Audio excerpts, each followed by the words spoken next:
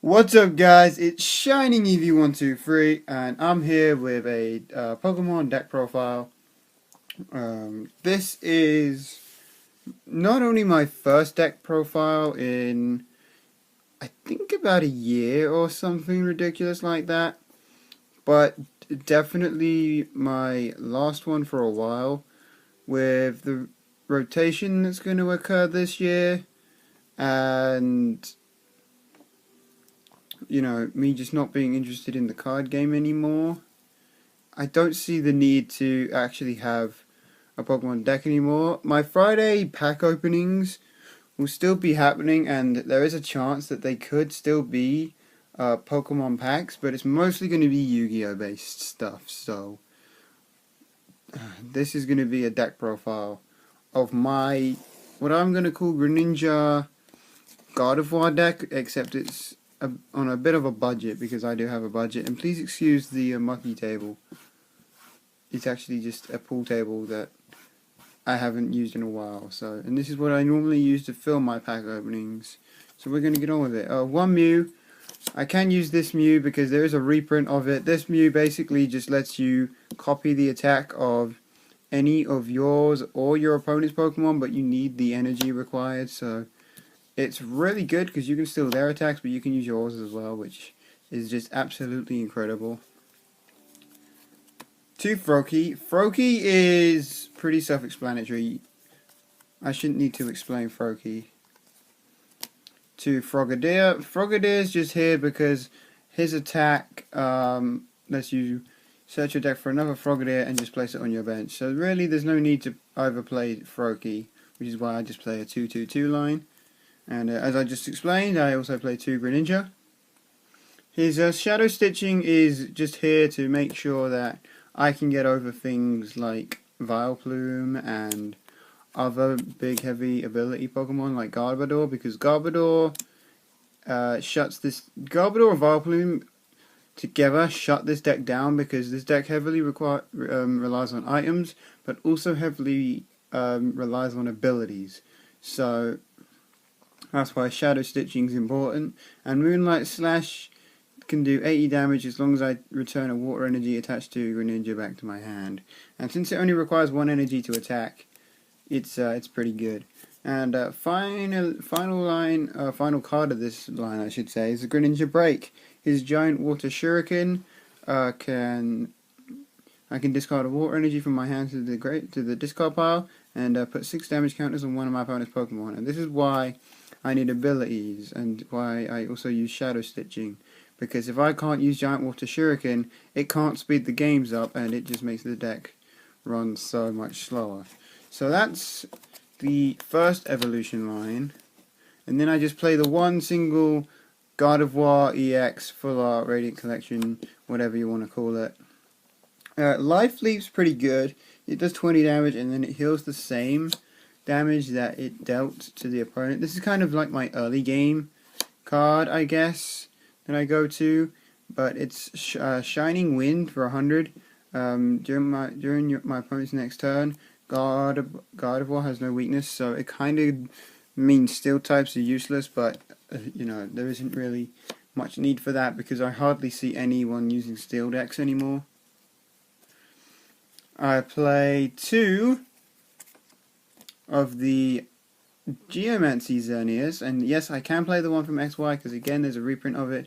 Geomancy just searches out my basic fairy energy, and since there's very limited, obviously Geomancy is limited use, but I can choose to my bench Pokemon and attach an energy to them. I don't really use Rainbow Spear, I just use this Pokemon for Geomancy, and it's another one of these early game cards that I have, so that's pretty decent. Crombie, yes, I'm going to be that guy who just throws a random Vespiquen in the deck. This is my kind of win con, I guess. If I'm against, this is basically my out to other Greninja decks, or decks that require heavy amounts of water Pokemon. So this is my way to get around that.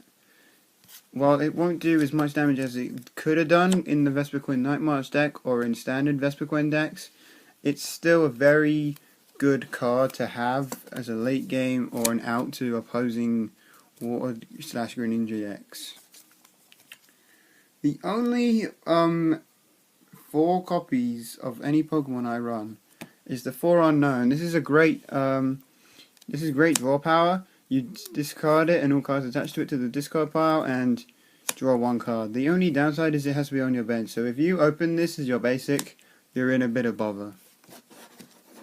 And finally, 1 single Mr. Mime, because it's just there to protect the bench from damage. So, because we have Pokemon like Combee and Froakie that will be sitting on the bench for a while before we evolve them, or if we can't evolve them, they're just sitting there. So we kind of need to protect the Pokemon that have really low HP. So Mr. Mime's there for that reason. And that is the Pokemon count. It's not as high as I've run in previous decks, but it's still pretty good. On to the supporters of the deck.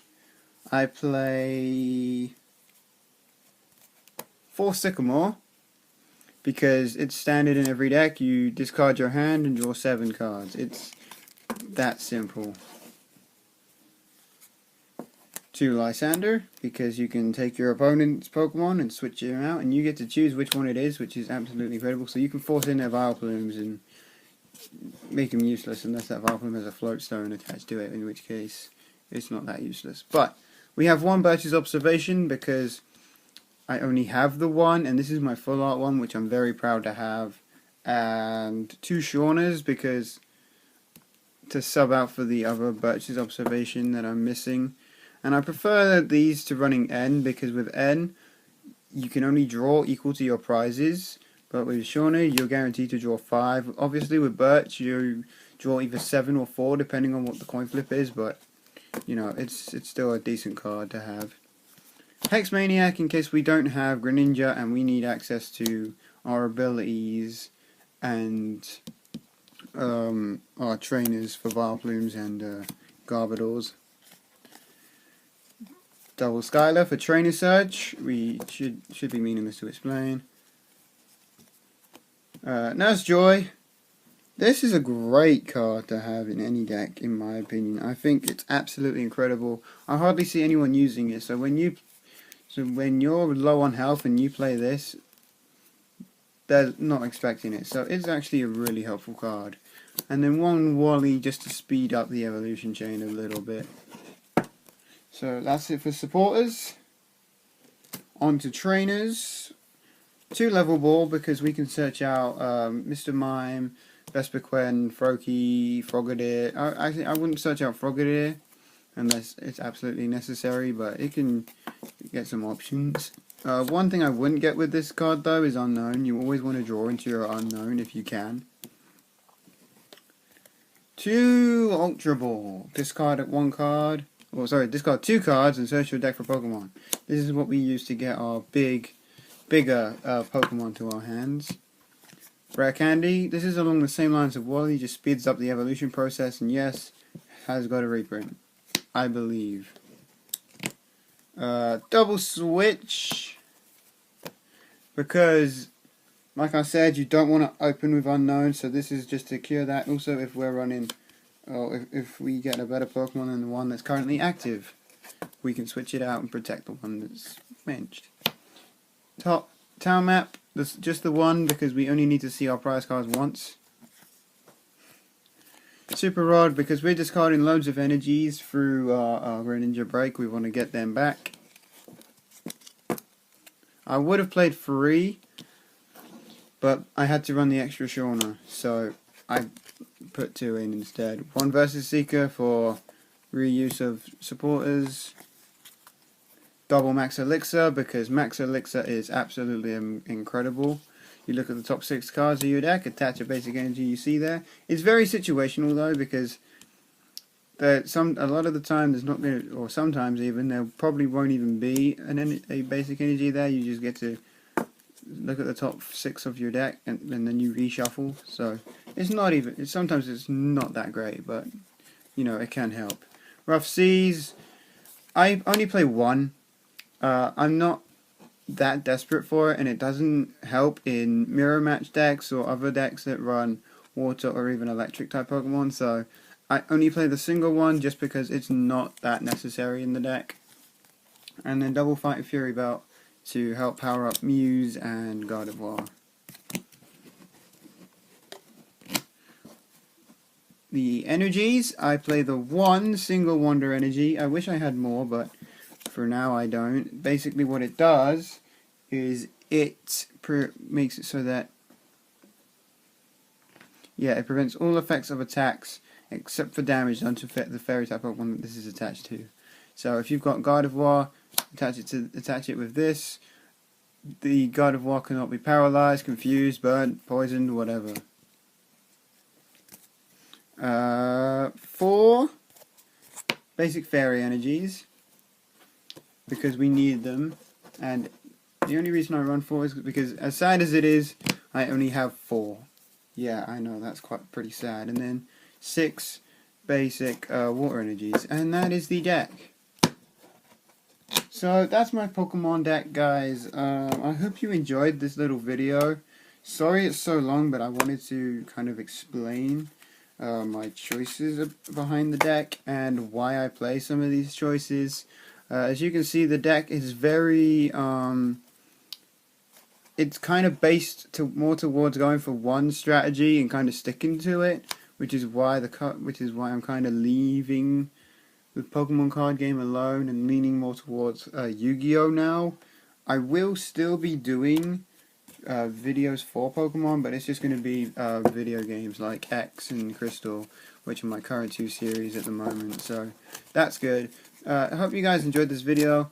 Make sure if you did, make sure you like this video, make sure you subscribe so you know and turn on your notifications so you know when I upload next, and Shining EV123, over and out.